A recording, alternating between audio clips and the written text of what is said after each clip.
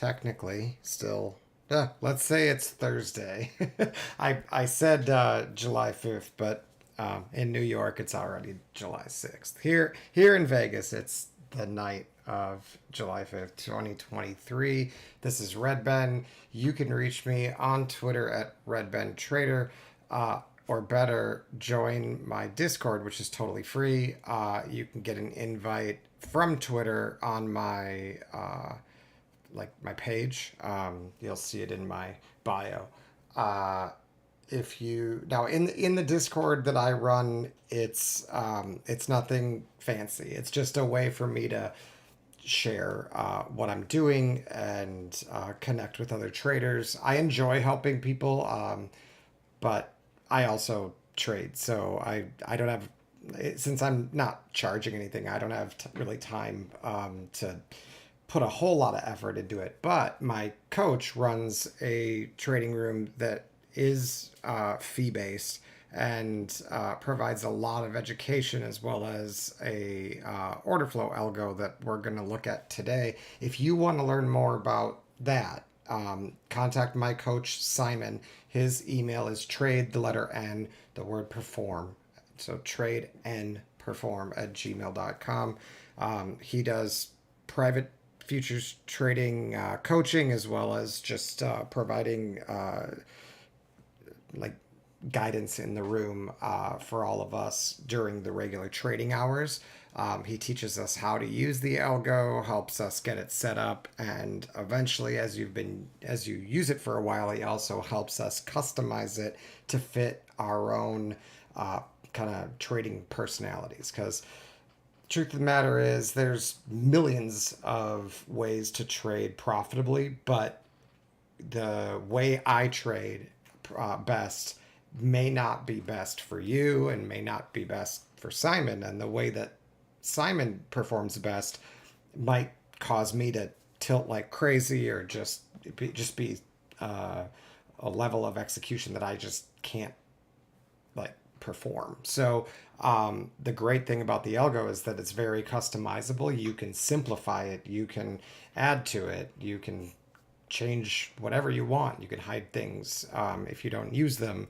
So once it's on your desktop and you get kind of used to it, yeah, you can kind of go wild with it. So what I'm going to do tonight, and why I'm doing this stream late at night, is I've been doing some coding. So I personally kind of enjoy the process of digging into ideas, usually order flow based, looking at things like the footprint and the profile, the order book, and just concepts that maybe most traders are probably familiar with, but I'm trying to creatively explore how observing these things might give me an edge. And so, of course, one way to do that is to actually watch the footprint itself. You can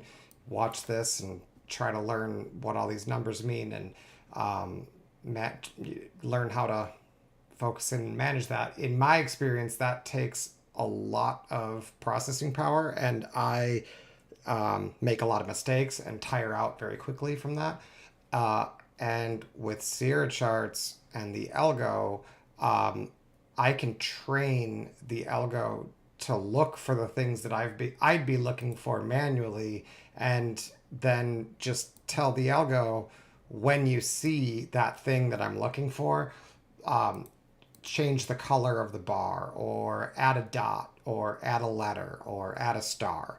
And so all of these signals are based on order flow. It's just looking at the auction and alerting me to certain conditions that I've pre-programmed it to watch for. Now, many of these come from the trade and perform algo. Those are the algo itself. How to build it is password protected. It's Simon's proprietary information. I wouldn't be able to share it even if I wanted to, and it's really not ethical anyway, but it's actually password protected. So even if I, like I said, I wanted to, I couldn't. But on top of that, I've added some of my own ideas and coded them in to explore whether or not I can use them either in the same way as I use the trade and perform algo, or what usually works better is to use it as a filtering process. So, for instance, if I know that white on my screens, it's the white triangles for bull and then the red triangles for bear. So the white triangles are always on bull bars with the wick below because these are Renko. And then the red triangles are always on bear bars. I know that typically those triangles all by themselves can be scalped all day long. You could buy here, sell here, buy here, sell here, and do okay. I've done it. But you're going to take a lot of losses throughout, like randomly. You're going to run into spots where it doesn't rotate enough, like this.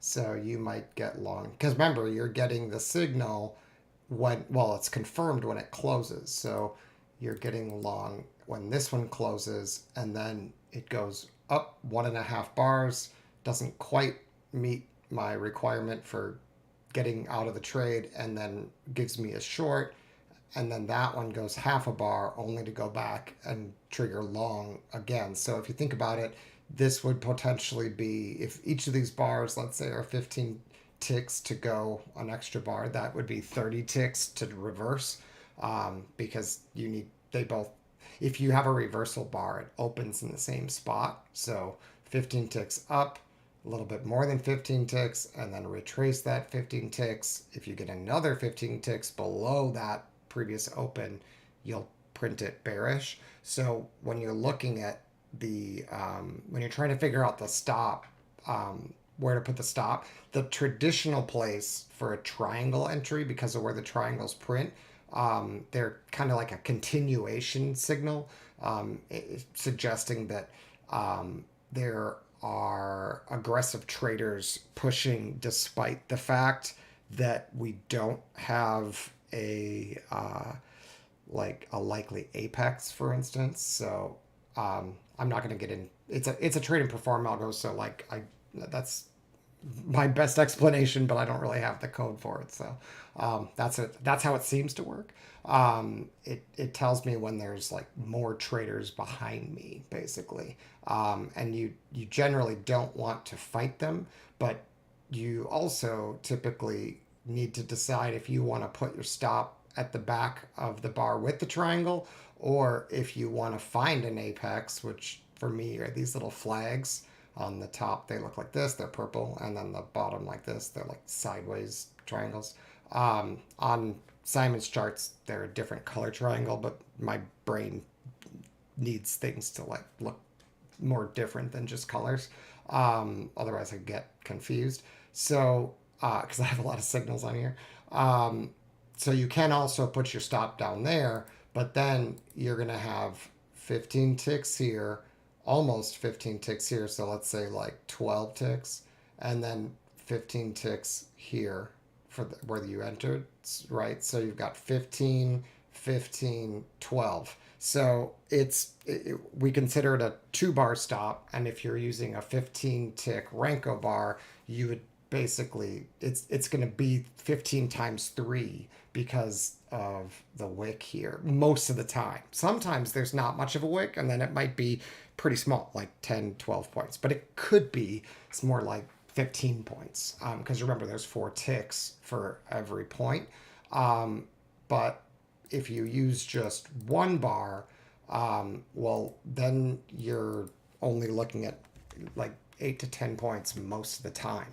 Very rarely would you go above 12. If it has a long wick like this and it's almost another 15 ticks, like look at how close this was to printing. It was like 1 tick away from printing, because you can see where it would have printed, because that is a bear bar behind it. So it has to come all the way back there to continue. They can get pretty big. But one way or another on a 15 tick, you're not going to see 20-point stop, even if you used a 2 bar. But it's kind of a tangent. But the one way that I'm finding having another signal is useful for is to determine whether or not this triangle deserves an extra bar. So, like here, for instance, if you put your stop behind that one and you try to do it with like a 10-point stop or 8-point stop, you get stopped out and then it triggers you to go long again. And that's, you do end up making your money back, but it's still frustrating, and it would be nice if that didn't happen all the time. If you put your stop down here, though, you don't get hit, but sometimes you will. Nothing's 100%. And the important thing is to determine, is it worth the extra risk of giving up those extra points every time I'm wrong? Is it going to add any like expected value? And the only way to know, in my experience, in my opinion, is to actually teach the algo to do it one way and then teach the algo to do it the other way, and actually compare the backtests and say, like, okay, if I take a 1 bar stop on every single triangle, here's my win rate, here's my risk reward, how do I do? And okay, now let's take a 2 bar stop and let's see how I do. And it's always kind of fascinating to see when I run those things, to kind of like ask myself, like, okay, like for instance, for this project that I was doing these last 3 days, which is focused primarily on which triangles do I take if I want to take a triangle, and where should I put my stop. The fascinating thing that I didn't expect to, but it makes sense, is it's not as important what's on the entry bar. What turns out to be like the main factor for whether or not you should either take the trade or use like smaller or bigger risk has a lot more to do with what happened previously near the point that you're planning on getting into the trade. The action, the price action previous, like time wise, but in the same general area price wise, is going to dictate basically whether or not this triangle has a high expectancy to continue, and whether or not this low is likely to hold, or if this low is likely to hold. And maybe that's obvious, I guess. In retrospect, it certainly makes sense. But it's something I didn't anticipate right away. At first, I was thinking, like, which triangles, right? Like, what order flow in, like, which, if I looked at all sorts of different order flow information, volume and bid ask difference and speed and all sorts of other things, like within the bar, like, believe it or not, there was maybe one or two things that gave it a little bit of a better odds. And those two things are the location is a big deal. So, like, is it, I guess, and that basically is related to where you were previously as well, though. So that's almost not even that's not even fair to say that's that bar itself. But the location was one, and then the, other than things behind you, it was how much volume you had in the bar does change your expectancy. But other than that, it wasn't, there wasn't a lot else that really made a huge difference if you looked at every single triangle. But if you start filtering out not just for the order flow information inside this bar, but also looked at information in that price range in the past, in other words, what happened the last time we ran through this area, what was the order flow looking like then? Or did we run through this area before? And when we did, how far did we go? Things like how far away are we from certain order flow signals, price wise, outside of the bar? Stuff like that actually made a huge difference. So all of a sudden, I was initially thinking like I was going to be like shifting my trading to like be taking almost all the possible trades. And I tried that, and it like I said, it does work. It's kind of stressful for me, because a lot of times I wonder whether or not, like, I struggle with the confidence if I take too many stops in a row and start second guessing my overall plan and direction, if I take too many stops. So what I realized is, just for me personally, I need that filter to like trust, something that I've actually like developed and worked with, that I can trust will, maybe it's obviously not going to filter out all the stops, and nothing will, but you can certainly improve your win rate, and also find situations where you should filter out the trade because your expectancy just isn't very good, regardless of whether or not you use the small stop or the big stop. And then the other thing is,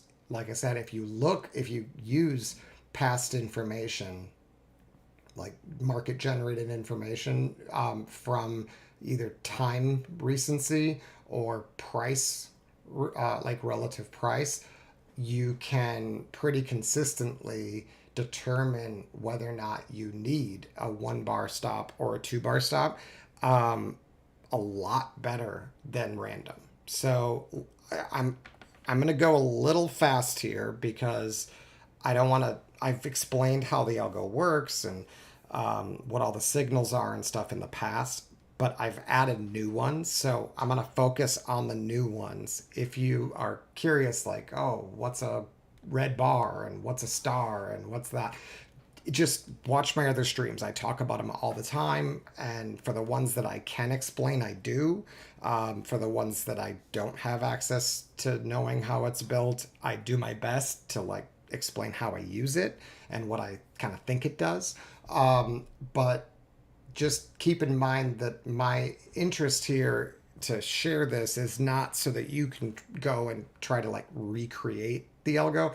It's really to demonstrate how having some sort of system that is structured and like it doesn't have to be automated when it comes to pushing the button, because I execute manually, but having something visually or auditorily alerting you to a condition that you would normally have to interpret and then decide yes or no it exists and then push the button, the difference in your trading results, especially with futures, because you have to be so precise, it's huge. So whether or not you decide that you want to get the algo and work with us and all that, or if you want to try to develop something yourself, or there's plenty of products out there for like alert systems when it comes to order flow. Like we're not the only ones, and it's not impossible to build, but it does take a lot of time to figure out what the setups are and what the back tests, like doing all the back tests. And it's, oh, hi Ronan, he's gonna be noisy. All of that takes a lot of time. So if you don't have a ton of time, and especially if you don't have a lot of experience like coding and building things with like zero charts or whatever program you're using, I would definitely recommend at least looking around at what the other products are, whether or not it's ours or a different one. But don't get stuck guessing, because I spent literally years trying to guess whether or not a certain condition was there or not. And by the time I was confident that it was quote unquote like time to act, I had missed the opportunity, and it happened over and over and over again.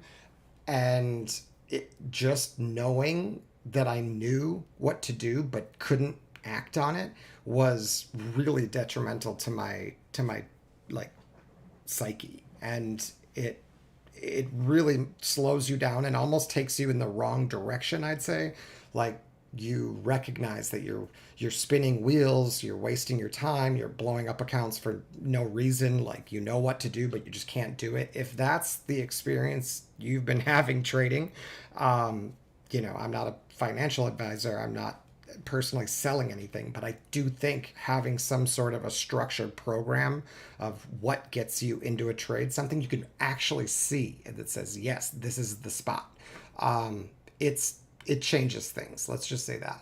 So I'll jump right into it. We have three new indicators that I'm sharing. These are not part of the trade and perform algo. This is just something I'm adding to my version of it. If you're in the room, in the Slack room, and you have the trade and perform algo, and you want to use these algos and add them to your version of the trade and perform algo, message me on Slack and I will help you.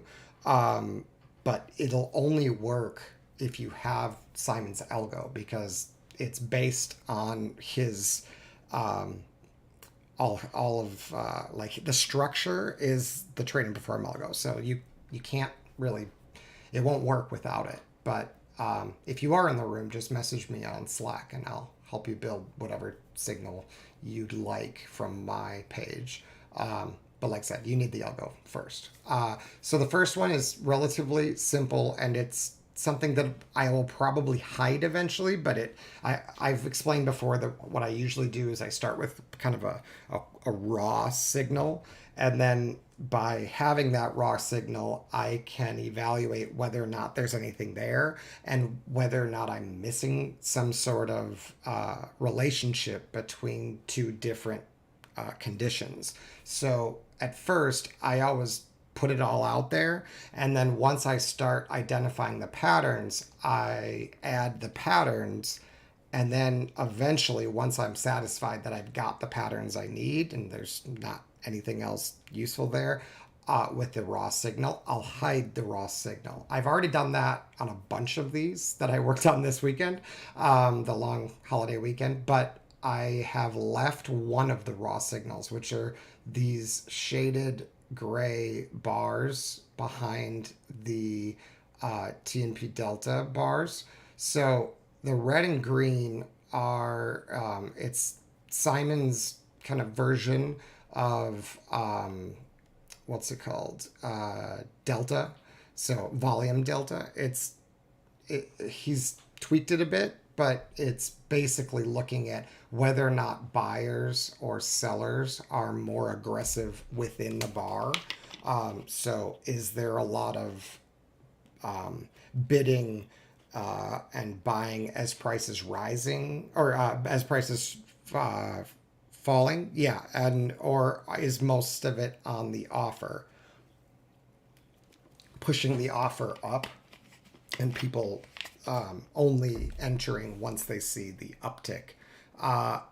And so it's built like a candlestick. So there's the close is like basically the difference between. So like when it's green, it means there's more aggressive buying than selling, and when it's red, there's more aggressive selling than buying. But if there's a wick, then like there was a point where there was that much selling, but by the time the bar is closed, it's the close is where like the actual difference was. So there is some value in the wicks, and you can see just with this indicator some pretty cool patterns, but it is hard for me anyway to track price action and analyze all of these signals while also looking for patterns in this indicator. Like my eyes just,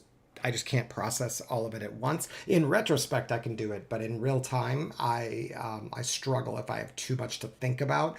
I'm fine with having a lot of indicators because I know the patterns. I have to memorize basically. I want to see this followed by that, and then take it out with this other signal. So once you have that pattern, then you don't really have to think anymore. You just look for the pattern.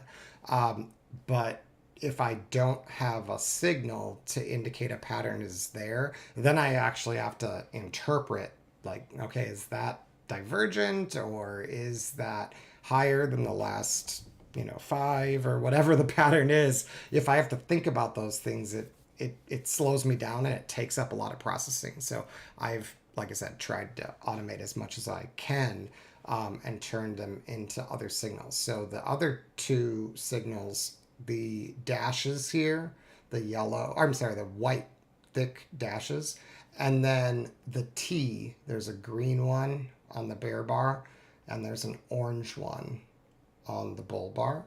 So those, the dash, the thick dash, and the T, are the new signals that I've added that are basically interpreting the uh, indicator here, looking for patterns. Excuse me, hold on.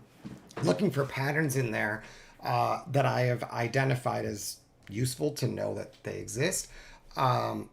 So, yeah, I don't necessarily have to watch for these gray lines, the gray backgrounds, but just in case you want to watch them, what they're showing is where volume itself is basically increasing.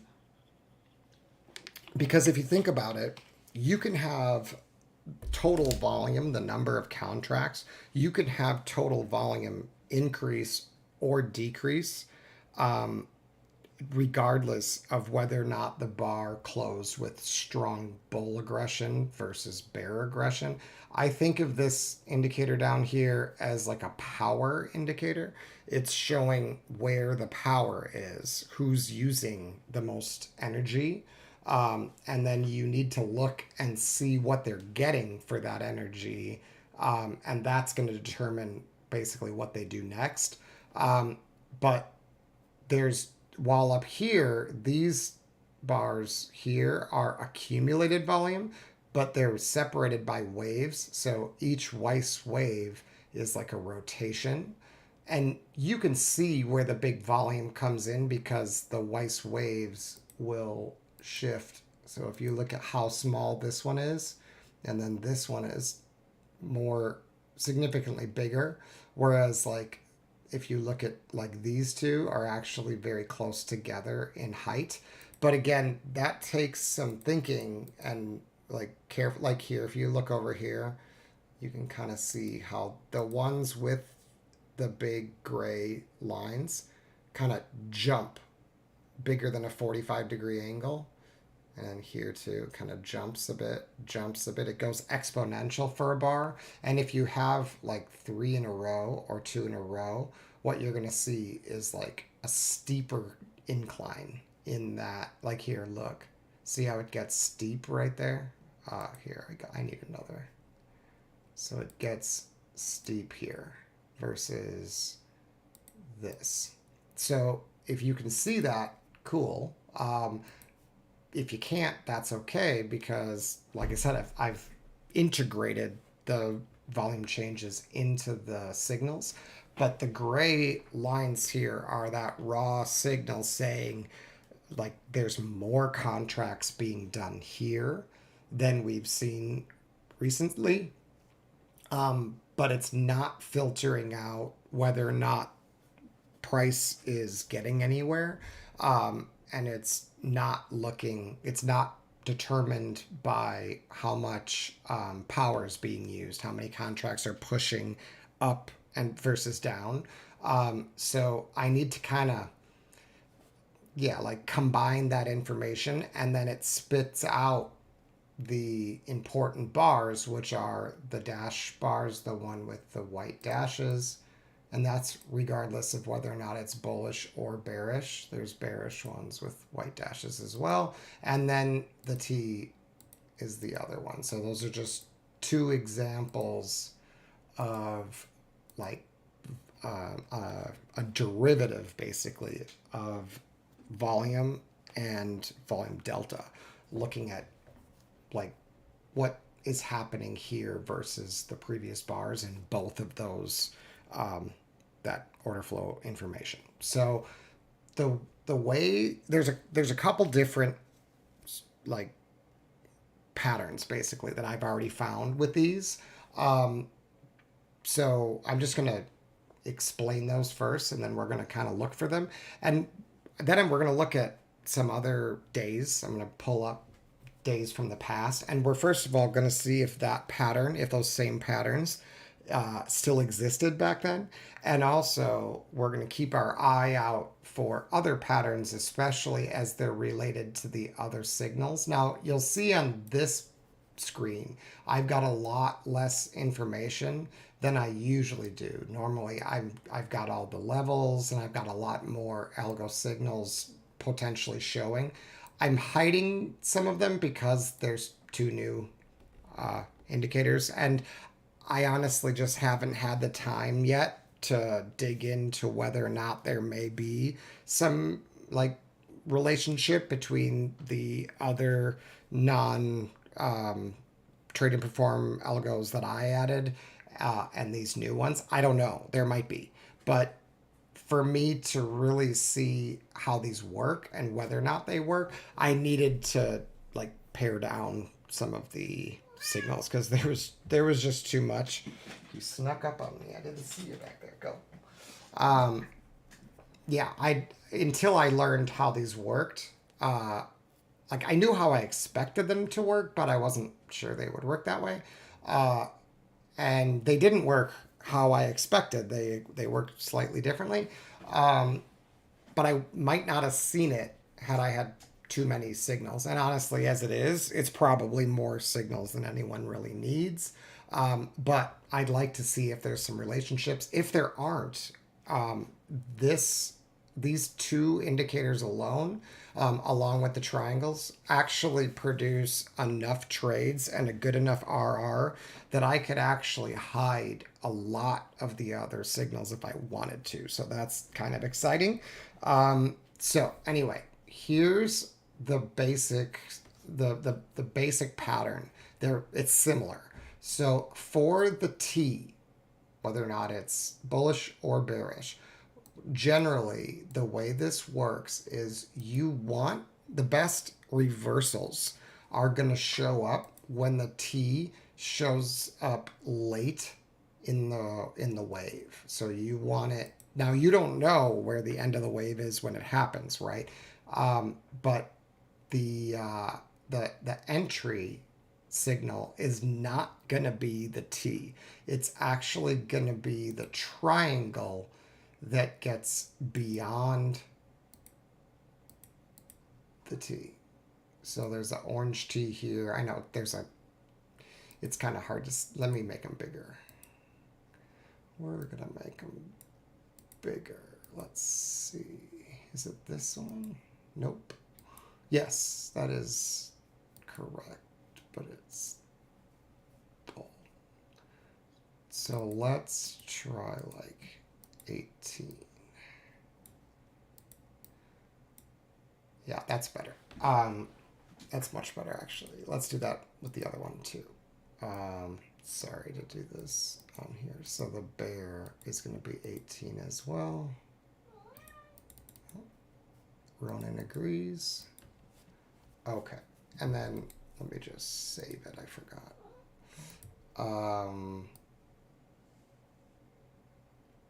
It's this one. All right. Sorry, I usually do that in another screen, but that's okay. So, yeah, so when you get, if you know the direction, if you already can tell that it's bearish, and you can use the, Ronan, go, too noisy. If you use the volume zone oscillator or just read price action and recognize that you've given up key support, you'd already identify here, most likely, that you'd prefer to be bearish rather than bullish. And to be bullish, you'd need to see some like significant change. And until you see a significant change, your bull entries would be very limited. But when you get the bear entry, in other words, with the trend, you would be more willing, I'd be more willing to take it. So here we have the T, the orange T, on this bull bar with the plus and the triangle. And then the triangle down is the entry because it gets beyond that bar. See how it takes it out? Preferably. It at least needs to be parallel, and it definitely needs a close below the little dash in there, the VPOC of the bar. It needs the close below that. It works best if the close is lower than the low, but it technically doesn't have to be. It's just if you want the least amount of stops possible, which is still 30%, let's say, maybe 35%, you make sure that it's lower than the low. But it can be just a tick. But like I said, even if it's not that extra tick and it's close, it's okay. So that would be your entry. And then the stop on this generally can go right behind the triangle if the dotted line here, see that dotted line? It can't be on the previous, contacting the previous bar. If it is contacting the previous bar or this bar, you need to put it above, you need to put your stop above the bar with the dotted line. So it would have to be here. I'll find one like that. But when you've got the dotted line far away and you're going in the direction of the trend, it should just go. And if you want to be sure, 2 bars is usually fine, but there's a lot, especially to the downside, because it tends to just kind of release. You can take them with 1 bar stop, which are really small. It's like a 10-point stop. It's really nice, or 10 tick stop. It's pretty nice. Did I say no? Not 10 tick. It's got to be 10 point, right? Let me see here. Getting in at 42. Yeah, 10. I mean, it's very small. Maybe it is almost 10 ticks. 50. It will be more than 10 ticks. It'll be 15 ticks plus the wick. So let's say 8 points average. Yeah, 8 to 10, because sometimes it will have a bigger wick. But what I'm finding is it actually doesn't matter what this entry bar looks like. It doesn't really matter. What matters is it needs to have a triangle. It helps sometimes if it's purple, but only if you're not making new highs or lows.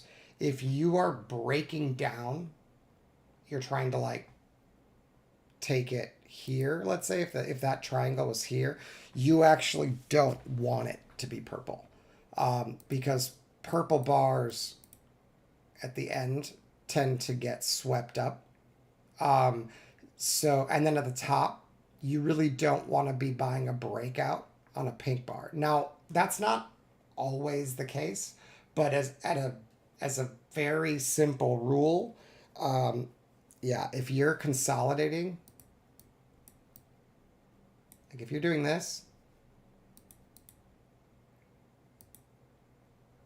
and your entry was here, I'd skip it, because it's breaking into new territory and it's a pink bar. Now that one doesn't trigger for me anyway, but if it did, I would skip it just in general, because the pink bars and the purple bars here, down here too, like let's say that this was an entry, I would skip it here because I'm breaking down and it's purple. But it's not an entry. But I'm just saying, if you have one like that, you can probably skip it. Other than that, you can pretty much take all of them. So again, find the T, wherever the T is. So here, here, or here.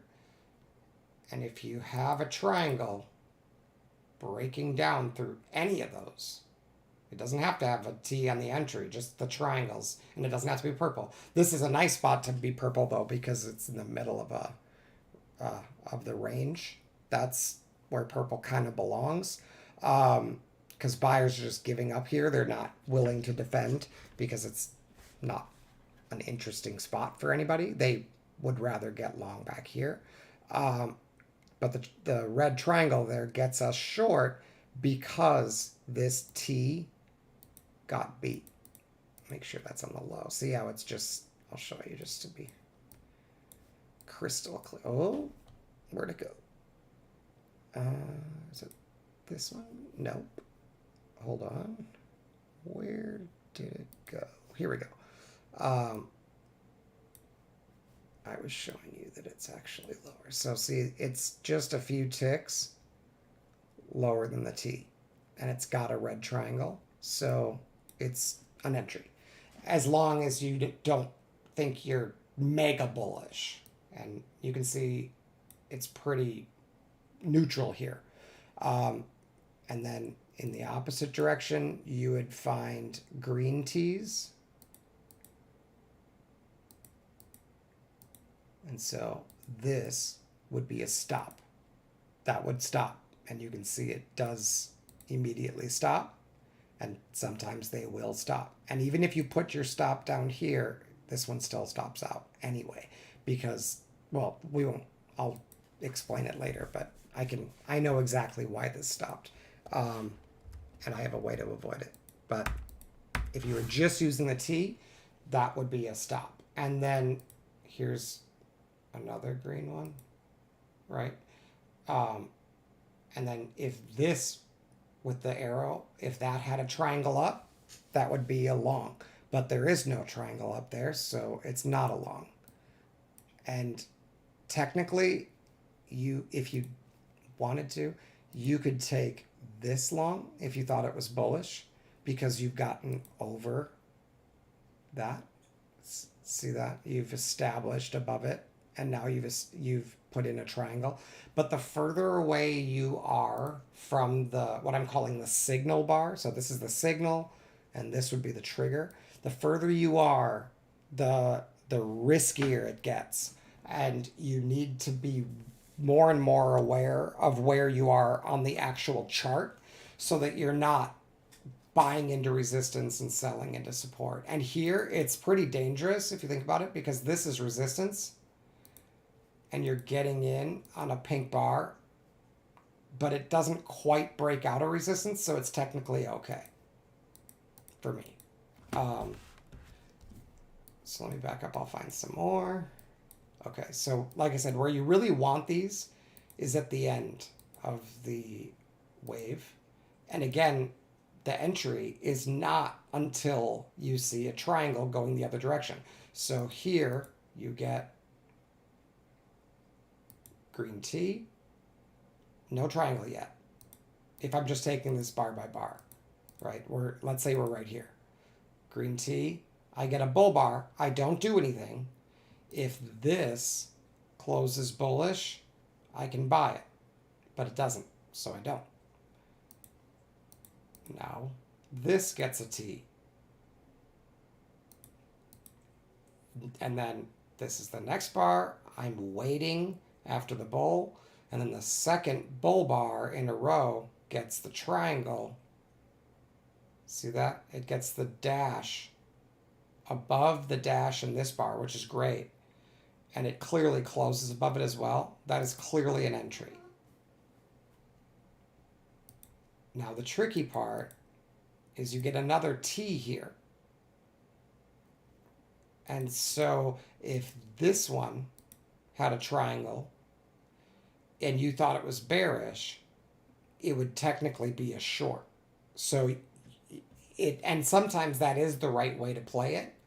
But oftentimes it's better to just determine a direction based on the higher time frame and go with that direction, because before you know it, you're going to get triggered the other direction again. So like here, let's say this was a triangle, this one with a star, or if you said that a star is pretty much the same, as a triangle because in lots of ways it sort of is. So this would be a short, but then if you look, this T, signal, trigger, right? A triangle up, breaking the plane of this bar down here. The high gets broken, and you can see the dash is above it, so it's quite strong. So now you don't want to be short. You had the long work, the short fail, and the long immediately trigger. That is a definite long.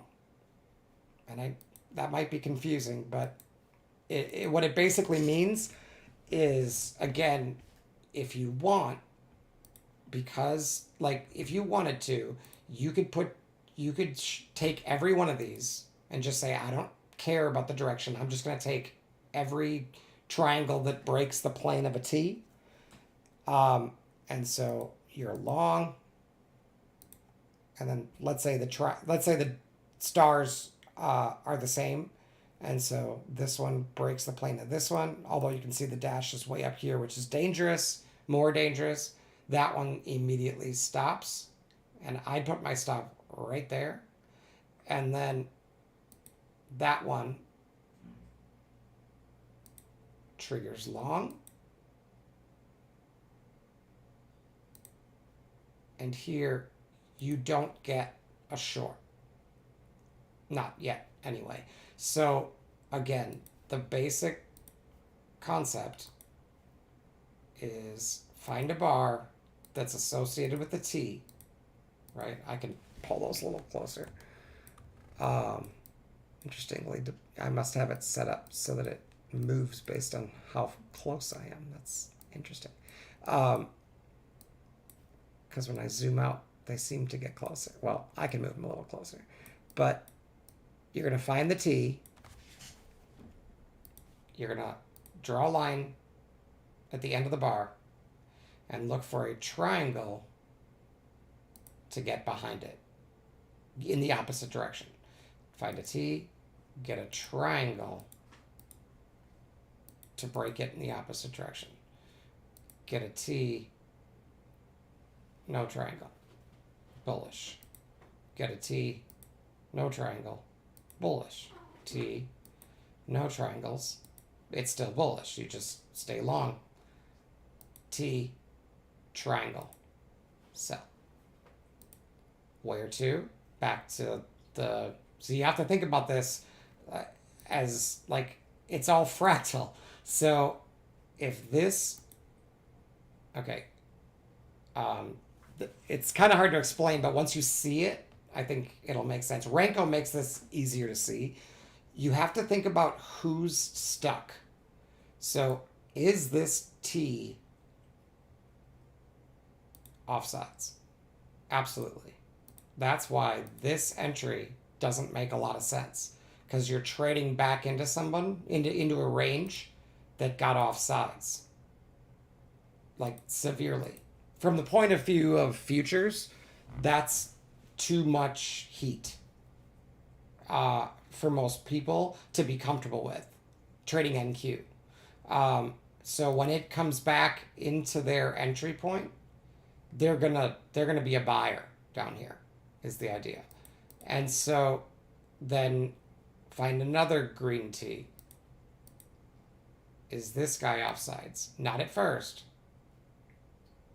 Even here it's questionable. But by here he clearly is. If he got short here, he was winning, he was break even, he was winning again, but he never got to the high water mark of where his account was, and he got blown up basically. But some people hold because they don't want to take a loss, and so when price comes back into that T and he's been offsides, he's going to cover a lot.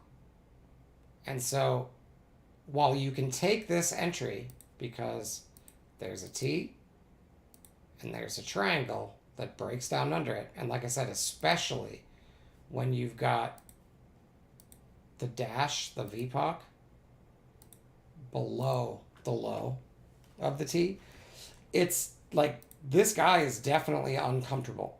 And he's marked because they worked hard. Think the way to think about this, the T is showing that people worked really hard to get that bar to close.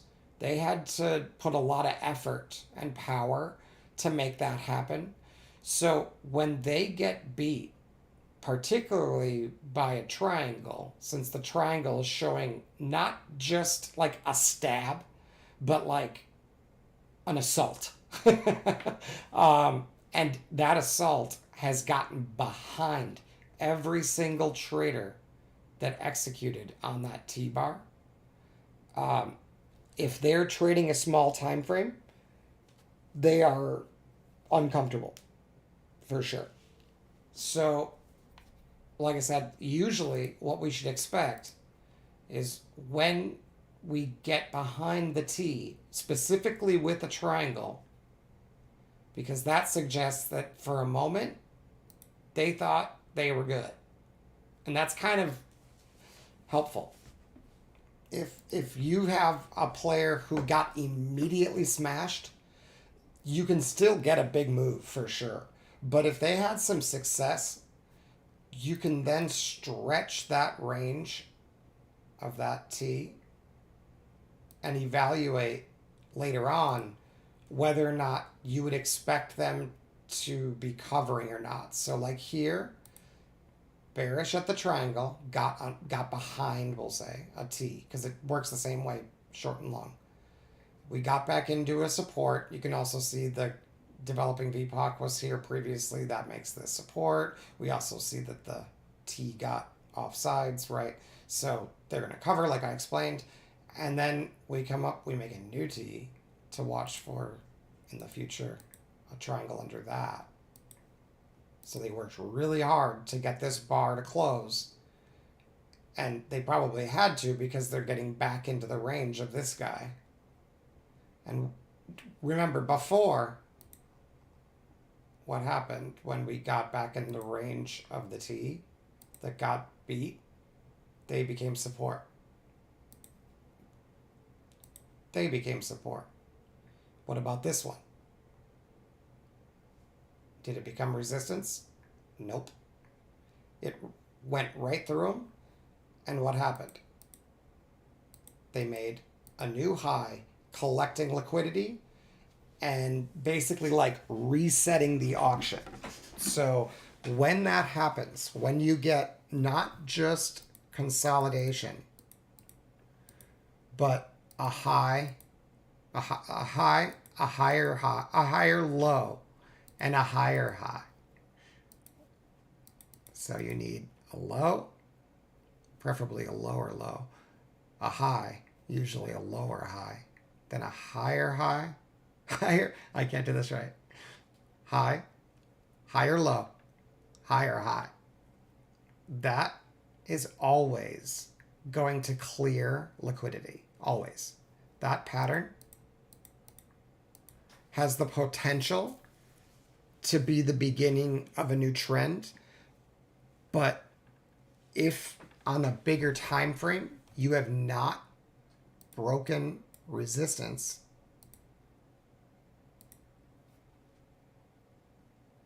then what they will do is collect the liquidity back there from all the shorts that put their stop right here on this tiny time frame, and then the bigger time frame players, once they see this and they see that there's no more buyers after the liquidity is taken out, they shove it.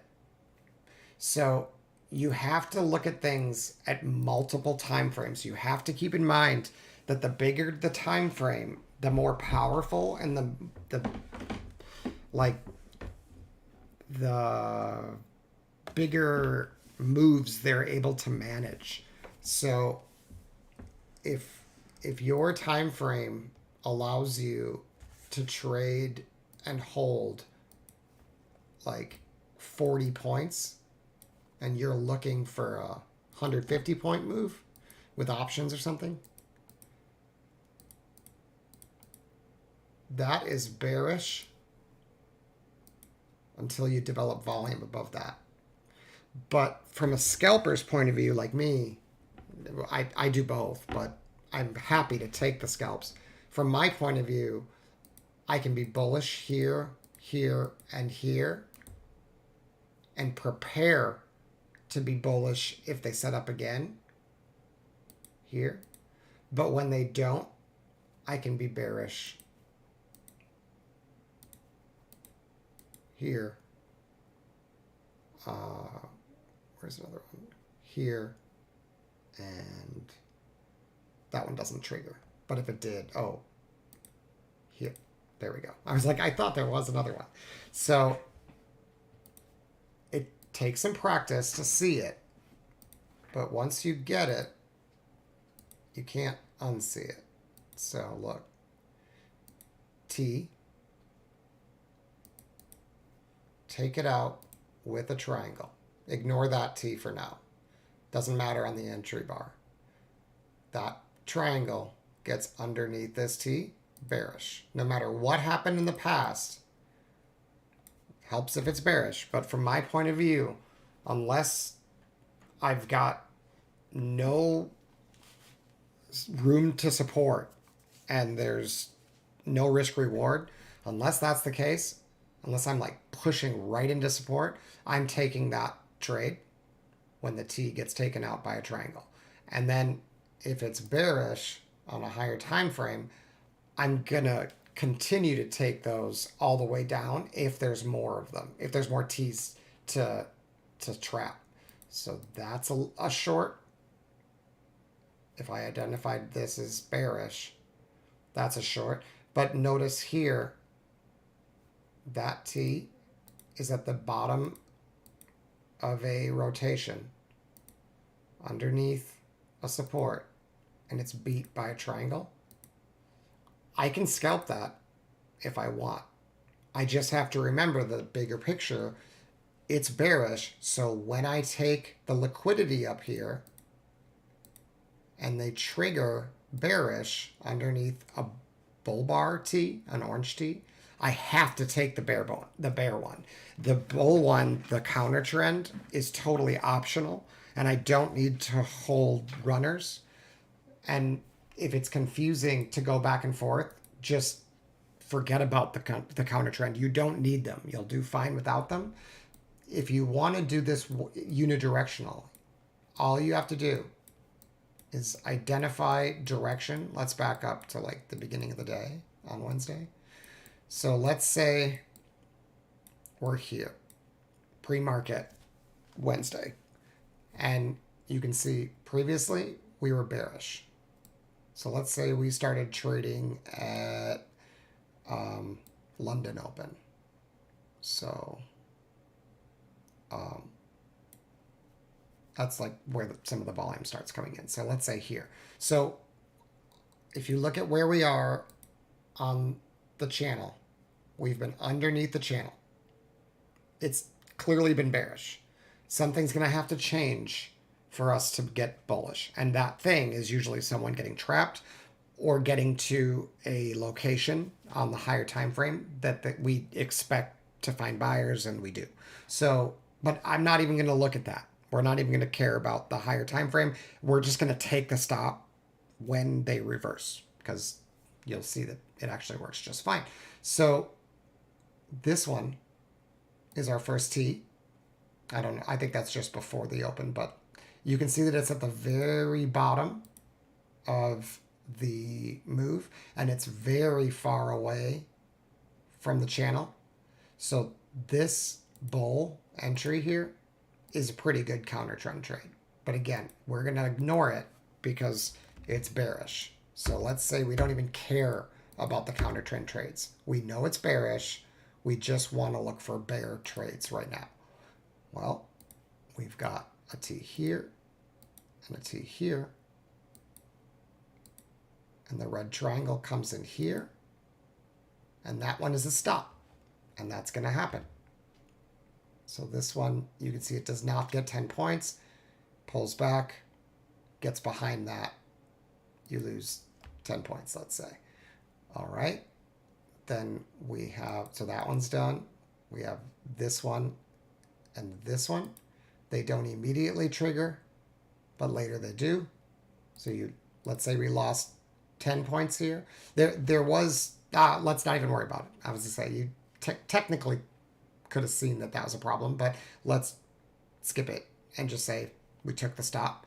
So here's your next short, and your position is much better because now you're not under the channel, which is the primary concern here, is that you've actually gotten a pullback, yet you're getting in under the channel, which is really not what you want. If you're going to get in under the channel, you better be breaking down. Here, you're getting in the middle of the channel, targeting under the channel. That's way better. And it's the same exact entry. You've got a T, and you got under the T with a red triangle. Again, apologies that they're overlapping. I think I can, yeah. So, short, you make back your bar from your stop, and a lot more, right? You can hold runners because you're taking it with the trend. Then you still have this T over here. That one triggers here. And so even if you only took 20 points and got out at the very first bull bar, just because like you thought this might be support because you took a stop there before, and like I said, if you mark these off, sometimes that's how that works. And let's say you just got out there because you saw the bull bar and got scared, you'd get back in here because of this T getting taken out. And you get another 20 points plus. And now you're way under the channel. Big drop, right? Is it bullish here? No. So we're not even going to worry about the bull trades. Again, is there ways to take it profitably?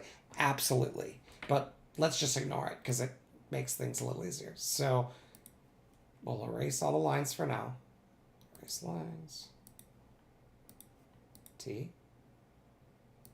T. T. Right at the top. So this one, if we get a triangle down, short. Note the location, top of the channel, pretty good. Right there. Doesn't matter that it has a T, right? It's just the triangle down taking out the bullish T. So that's your entry, and you're paid. This one's got a T.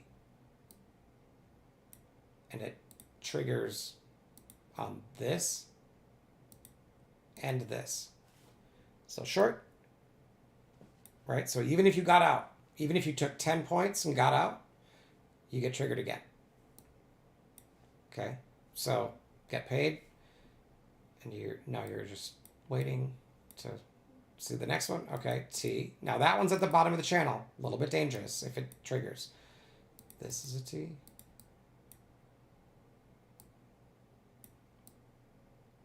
And as far as like targeting, like what I'm doing is I'm taking 10 points and then holding a runner to try to get outside of the channel. And if I get outside of the channel, I'll usually take profits.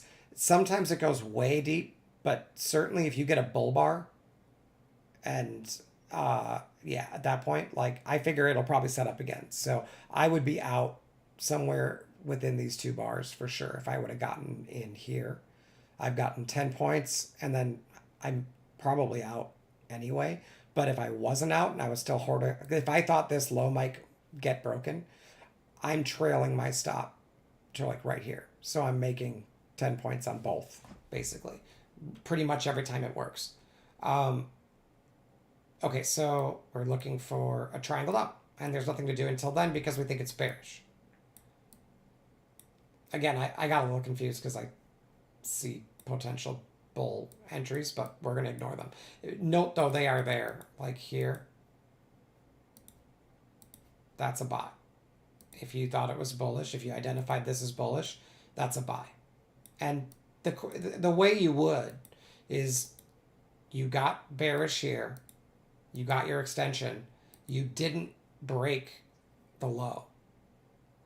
And it came all the way back up.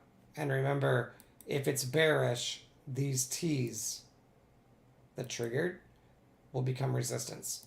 And they didn't. They became support. So even if you weren't sure if it's bullish or bearish during this move, because you could say like, Well, it's bearish on the big time frame, and you said if they come up here and take liquidity and turn around and go down, it's bearish still. So, yeah, on that time frame it would be. So let's wait and see what happens with that. And note, you don't get your triangle down, and instead you get the blue dot right into new support and triangle up above the T. So that is a pretty good indication that it's probably long. So you get that one. If you now it's clearly long, right? So you can ignore the bears.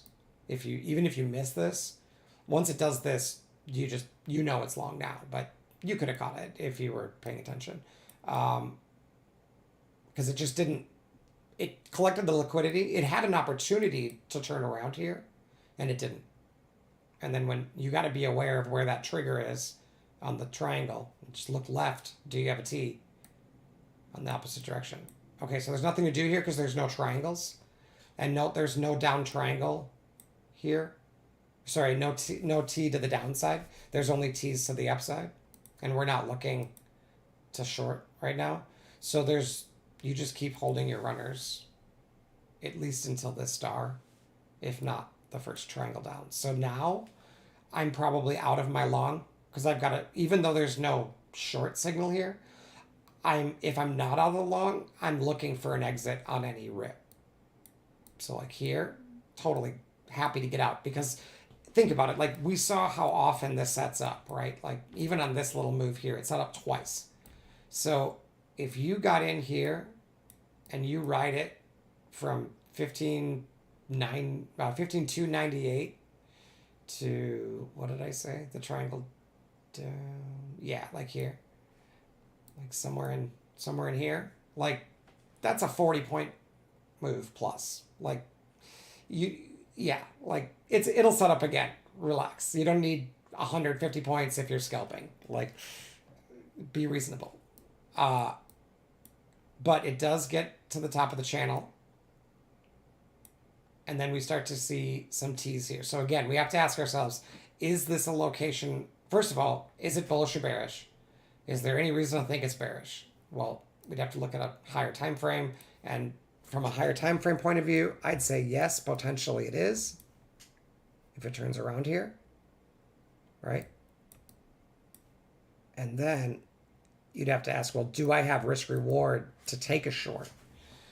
And do I have any reason to think that it's no longer bullish? Like, should I stop buying dips? There are lots of ways to decide when it's time to do that.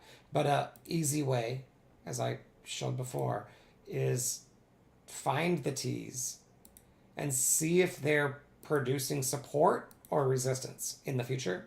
You'll probably miss the first entry this way, but you won't keep getting destroyed over and over again. So you can see here, this T does not get taken out by the triangle. So there's no entry here with the T's, but we can watch to see if they hold it or not. And then this one's a T. So if it's bullish and we get a triangle up, we could get continuation there. And again, you need risk reward. So where's our target? Up here. That's reasonable. So let's see if it triggers bullish.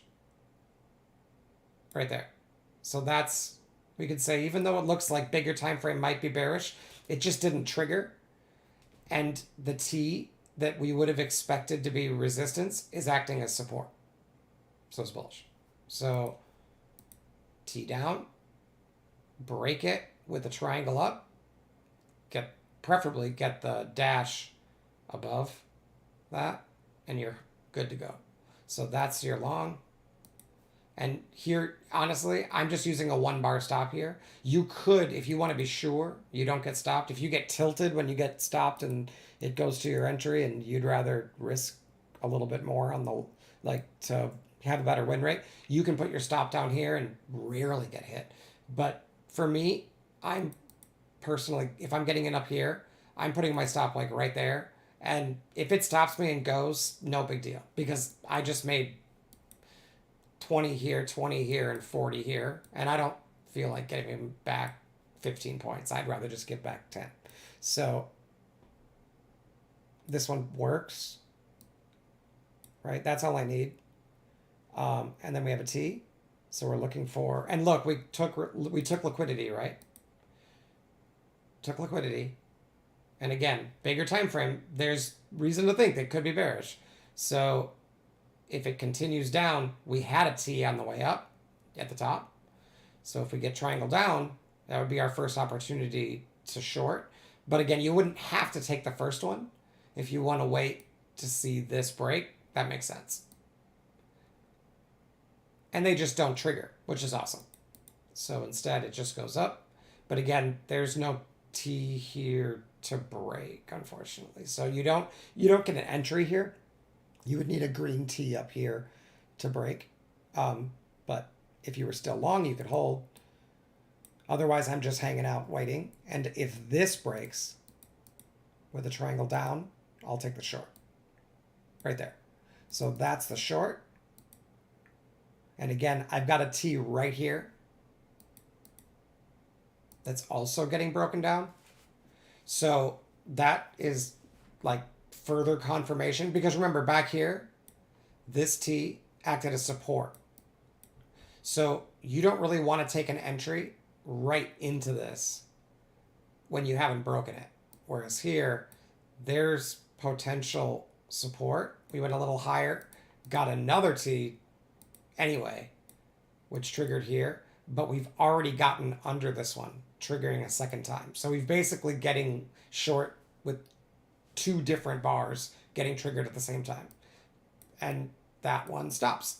And sometimes they're going to stop. And so when they stop, remember, when they stop, you have to immediately ask, am I fighting the trend? You totally are, right? If you took the short, which I totally would have taken, because I see it as taking liquidity and then reversing. But the truth is that it's bullish. So we have not gotten underneath the midpoint of the channel. We have not seen a single bull trade fail. If you're unidirectional, you are bullish, and you're going to get way more stops trading counter trend. So if you want to try to take the reversal and catch the first one, that's it. And sometimes they're going to fail, but you don't have to. If you don't like taking stops, you accept that you might miss it and you skip it. Okay, so this, the good news is, if you did take this short right here, the good news is you get triggered long and you make it back, which is pretty cool. So once you realize, like, if you get in with this entry and you can't even print another bar, or you can't even get to like the opposite side of this channel and it just reverses, like, you're wrong. And then if you get the entry with the trend, yeah, take it. So more T's. They just don't trigger because they're looking for shorts and it's bullish. Okay, so here's a bearish T. Let's see if we can get a bull or if it turns. There we go. So that is technically a bull entry. I say technically because the dash is not above the high, and this T is on a really big bar. So if there's going to be the one that fails, it's going to look like that. And look how you're way above the channel, yet you've had some sideways action. It's risky, because if you think about it, you're entering here and resistance is right here. So do I love it? No. But is it technically valid? It is. Also, we might be pushing up against resistance, or we're over it. Let's see if it works. It does. So even when they look like they shouldn't work, sometimes they do. All right, so now we're way above the channel, and that short looks a lot more appealing to me. Oh, I didn't even see this one. There's a T way up here. That's awesome. Interesting. So the very first bar gets a T. I don't see that very often. But that's a short. Again, if you didn't think it was bearish and you want to take it unidirectional, just skip it. You're going to miss some big trades, but You're going to also miss a bunch of stops. But you can see this one sweeps. If you want to know if it's bearish or bullish, find a T. Does it act as support or resistance? Support. Do I want to keep being bearish? Probably not. Now it comes back up into this one. All three of these, you can't see it right now, but this, and this were all T's. So this is resistance.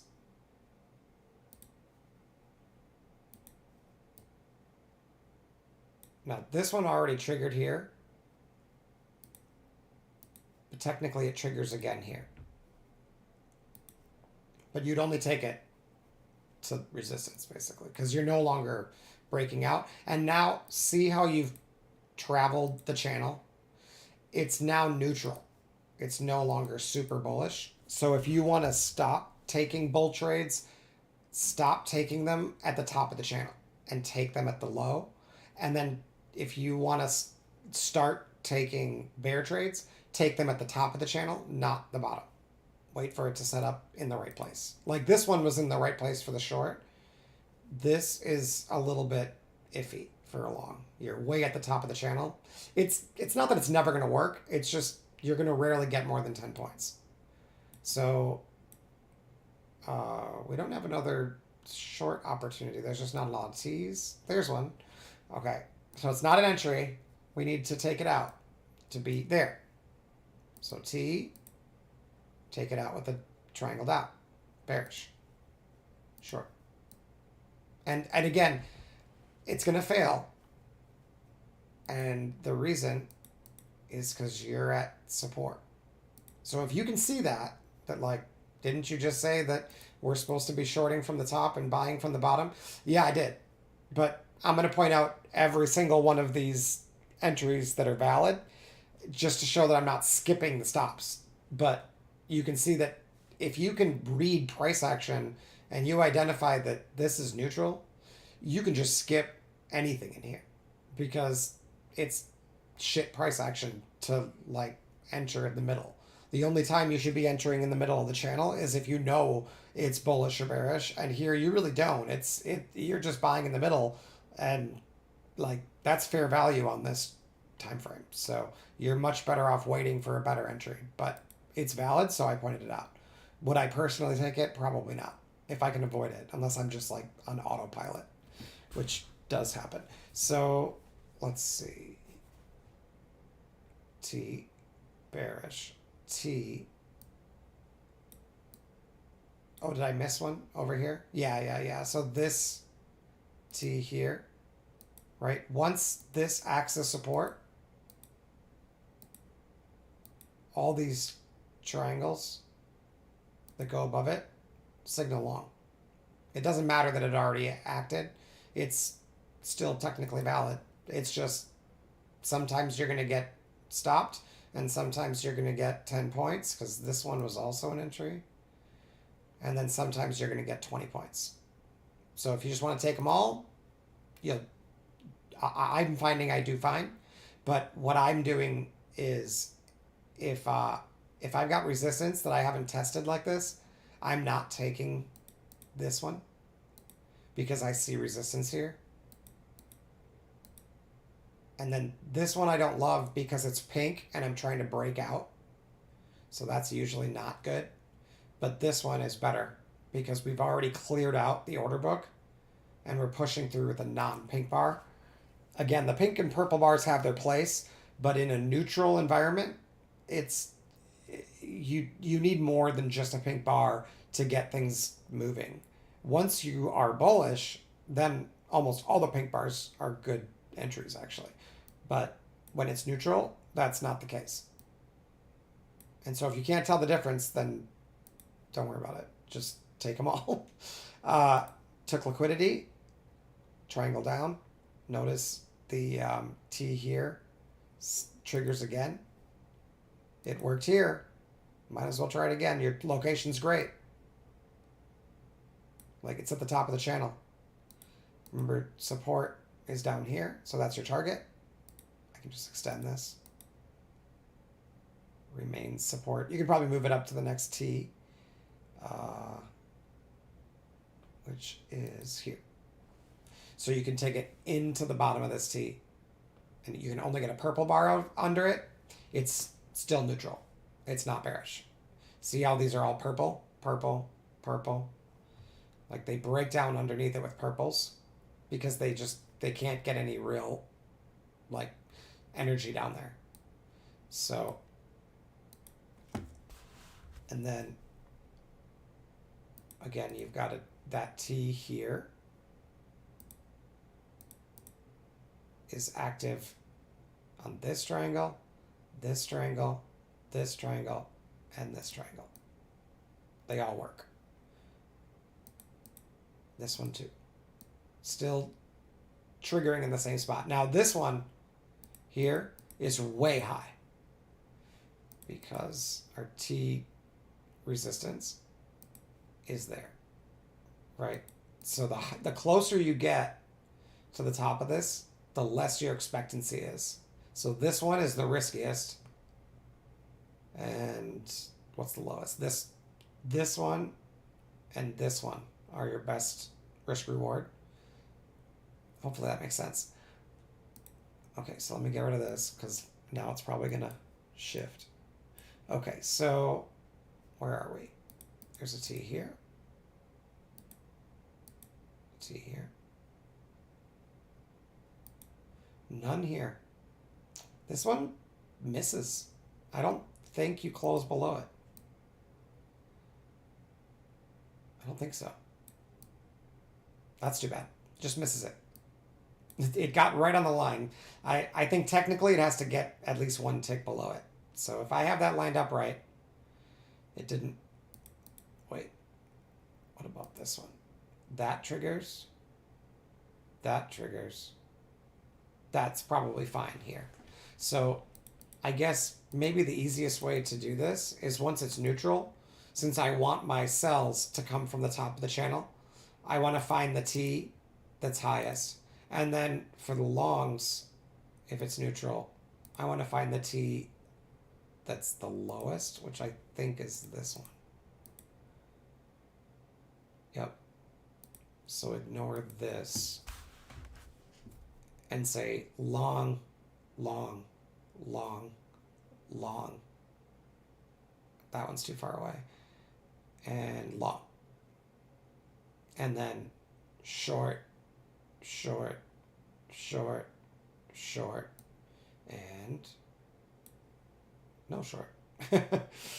Okay. So this one also triggers here. Whenever you see them after a big rotation at the end like this, see how this T is the last bar? The last bar or the second to last bar? It's as long as you're rotating and not like doing this, this doesn't matter. Like, I don't care that that's the last bar on the way up. I'm talking about like a rotation that at least has like 4 or more bars. So because that means that I could potentially get like 20 to 40 points if this reversed, and that T at the bottom getting a triangle above it potentially rips it up. Right? So I mean, and then you just hold through all this and then maybe sell here if you want. But and then notice if you continued to use this T as your highest orange T, it does not get you short. No short, sorry, they're still setting off fireworks at 1 o'clock in the morning, the day after. See, no short, no short. And then here's your first short, right here. Do you want to take it? Only if you think it's bearish. Like, you're going to take a lot of stops if you take all of them, but not a lot, but some. And that one is a stop. So if you knew it was bullish, you would instead buy this. And even if you did short this, you get stopped out here and back in here. And note, you do not get stopped. And then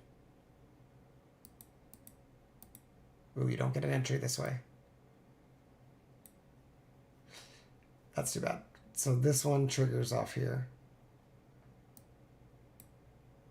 And then you've got all these too. So if you go this far away, you could technically get an entry here. But look, you're right into support. So like, why? If you can't see that like there's no risk reward here for getting short here, if you look at this and you can't help but think that this is going to go here, then don't reference bars from far away. Use it once and that's it. If you can see that the conditions have changed because we now have a low here that needs to get broken, and we're above that, well, now you'd know to avoid that. But if that changes, that level could still be good. And that way, if you took this one and it failed, you could take this one and see how that's different. Here, you haven't broken any support, and so it just boop. But once you break that support, it acts as resistance, and the triangle down gets you lower.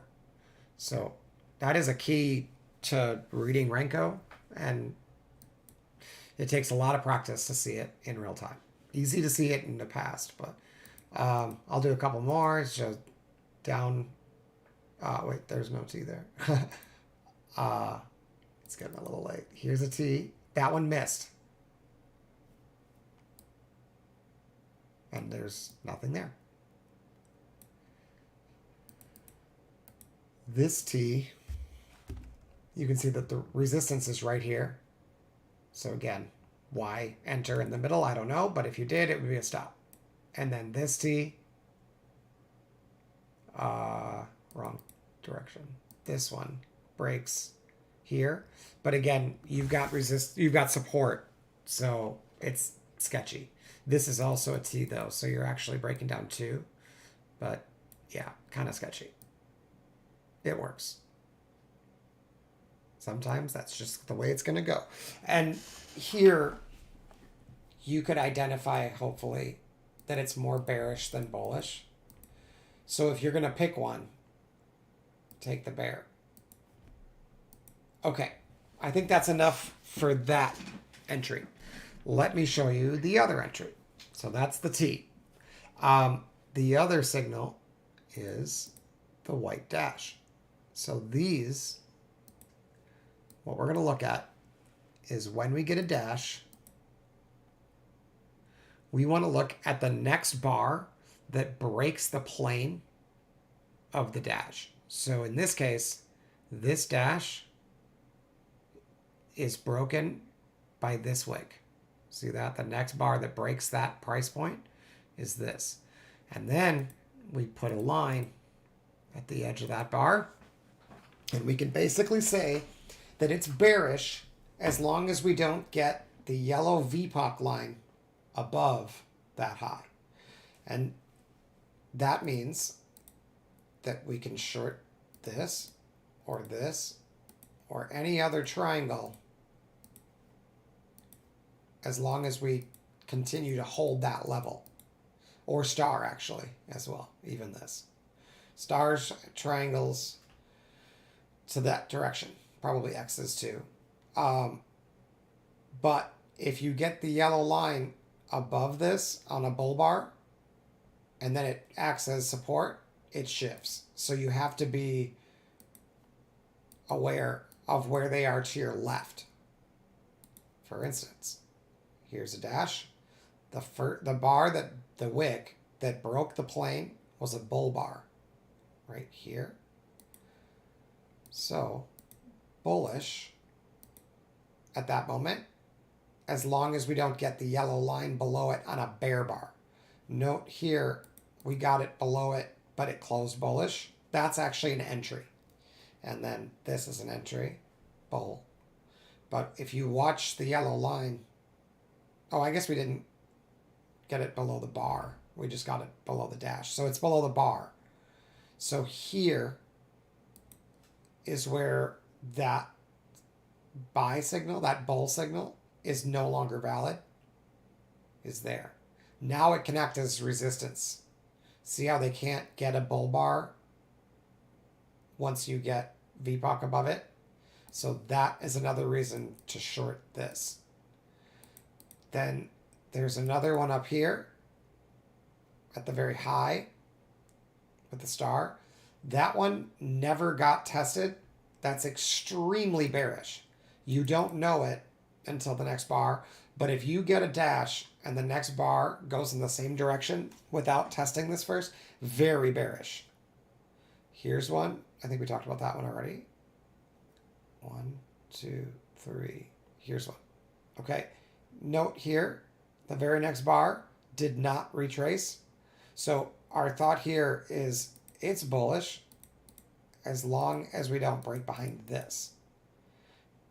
And then we try with the yellow line. And then we try, and it can't. See how the yellow line gets here, but not below the low. So bullish, bullish. For that rotation. And this level is bullish until you get the yellow line below it, which happens there. Now that level can be bearish. Triangle down. And then if you get another one, nope. Okay, there's one. Okay, here's the line. What's the first bar to break the plane of the line? This one. Bearish unless we get VPOC above that. So you could short it right away on the triangle down with the T. You could just short. And again, if we get a triangle above that, the other entry signals to the upside. So we might want to exit the short. But for now, it's saying if we can't get the yellow line above that, it's bearish. Well, now we get another dash, and the very next bar is bearish, breaking the plane. So now that's our resistance. And you could probably add there.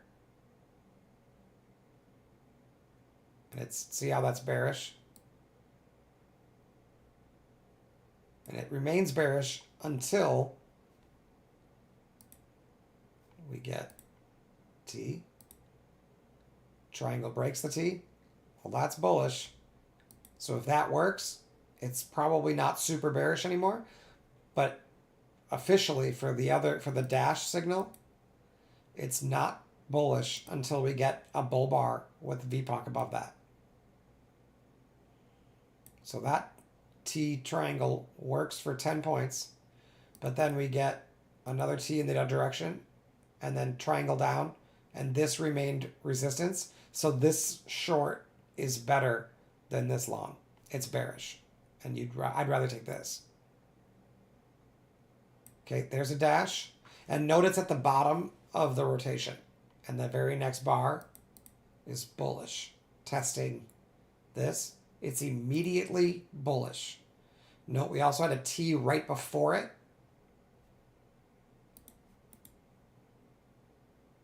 And the triangle breaks it. So that's a pretty good entry. So dash at the end that had a T behind it, or two T's. And then you break over that dash and at least one of the T's with the triangle. That's a really good reversal signal. When these, I call it a tripwire, because it looked really bearish and then all of a sudden very bullish. So here's another one. And note here, the next bar does not test it. See that? So it's bullish as long as you can't get under it with VPOC. And we already knew it was bullish down here. But now I can move this for a longer term line. And I can basically move my stop to under this. Because if this gets taken out after the first bar didn't touch, it's not bullish. T. Oh, look, this old level held. T gets taken out by a triangle. It's probably bearish. And I'd be targeting down here. right there, I'm probably out of the trade because in here they're probably going to try to hold it. Okay, they try and fail. See how we got VPOC on a non-purple bar below the bull bars that tested the dash, and then it acted as resistance. That's a short, as are all triangles. Dash can't test it, bullish immediately. So now stop goes down here, enter here on the triangle, and then plus you had a T broken with the triangle up, and if it follows a dash like this that didn't get tested, it's bullish for this rotation. Now again, if I break this, it's bearish, but instead this turns into support. The T turns into support. Oops, I moved. So right away, when we see this triangle up, we know it's bullish, like I explained before. Plus you had a dash that was broken by a bear bar. So our first thought here should be this should be resistance. And if you didn't have support here, you could short the star, but you're shorting right into support on a bigger time frame than just the rotation. And when this gets broken by the triangle, it's bullish because the dash got tested by bear bar that then got VPOC above it.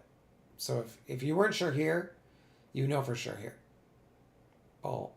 And then if this level holds, see how they can't get VPOC below that line? Bull.